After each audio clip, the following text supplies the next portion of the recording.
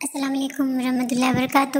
آج میں آپ کو بتاؤں گی کہ شیطان کا قرب حاصل کرنے کے لیے جادوگر کون کون سے طریقے اپناتے ہیں۔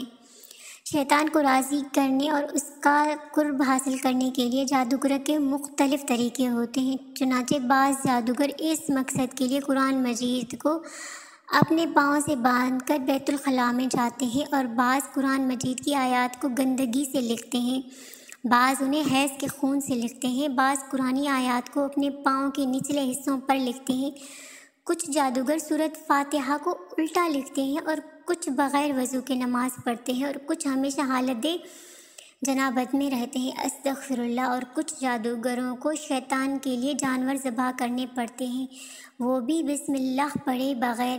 بعض جادوگر ستاروں کو سجدہ کرتے ہیں اور ان سے مخاطب ہوتے ہیں، اور بعض کو اپنی ماں بیٹی سے زنا کرنا پڑتا ہے، اور کچھ کو عربی کے علاوہ کسی دوسری زبان میں ایسے الفاظ لکھنے پڑتے ہیں جن میں کفریہ معنی پائے جاتے ہیں۔ اس سے معلوم ہوا کہ شیطان جادوگروں سے پہلے کوئی حرام کام کرواتا ہے، پھر اس سے مدد اور خدمت کرتا ہے۔ چنانچہ جادوگر جتنا بڑا کفریہ کام کرے گا، شیطان اتنا زیادہ اس کا فرما بردار ہوگا، اس کے مطالبات کو پورا کرنے میں جلدی کرے گا۔ جب جادوگر شیطان کے بتائے ہوئے کفریہ کاموں کو بجا لانے میں کوتاہی یا ناکامی کرے گا تو شیطان بھی اس کی خدمت کرنے سے رک جائے گا اور اس کا نافرمان بن جائے گا۔ جادوگر شیطان ایسے ساتھی ہیں جو اللہ تعالیٰ کی نافرمانی کرنے پر آپس میں ملے جلے ہوتے ہیں۔ آپ جب کسی جادوگر کے چہرے کی طرف دیکھیں گے تو آپ کو میری یہ باتیں یقیناً درست معلوم ہوگی، کیونکہ ان کے چہرے پر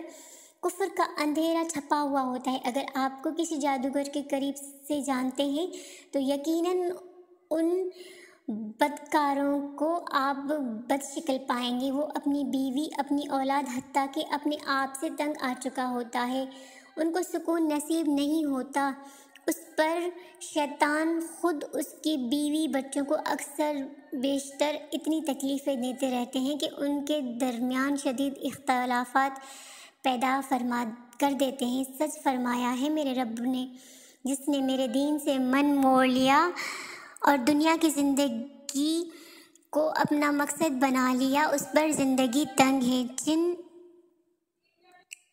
پہلا طریقہ، جادوگر ناپاکی کی حالت میں ایک تاریک کمرے میں بیٹھ جاتا ہے، پھر اس میں آگ جلاتا ہے اور اس پر ایک دھونی کو رکھ دیتا ہے۔ اگر اس کا مقصد نفرت پیدا کرنا یا میاں بیوی میں جدائی ڈالنا ہو تو بدبودار دھونی آگ پر رکھ دیتا ہے۔ اگر اس کا مقصد محبت پیدا کرنا یا جس میاں بیوی پر جادو کیا گیا ہو وہ ایک دوسرے کے قریب نہ جا سکتے ہوں تو ان سے جادو کے اثر کو ختم کرنا ہو تو وہ آگ پر خوشبو اور دھونی رکھ دیتا ہے۔ پھر شرک یا جادو منتر خاص طلسم ہوتے ہیں جو پڑھنا شروع کر دیتا ہے۔ اسی دوران اسے کتے کی شکل میں یا اردے یا کسی شکل میں ایک خیالی تصور نظر آتے ہیں جس سے وہ اپنا مقصد پورا کرنے کے لیے احکام جاری کرتا ہے۔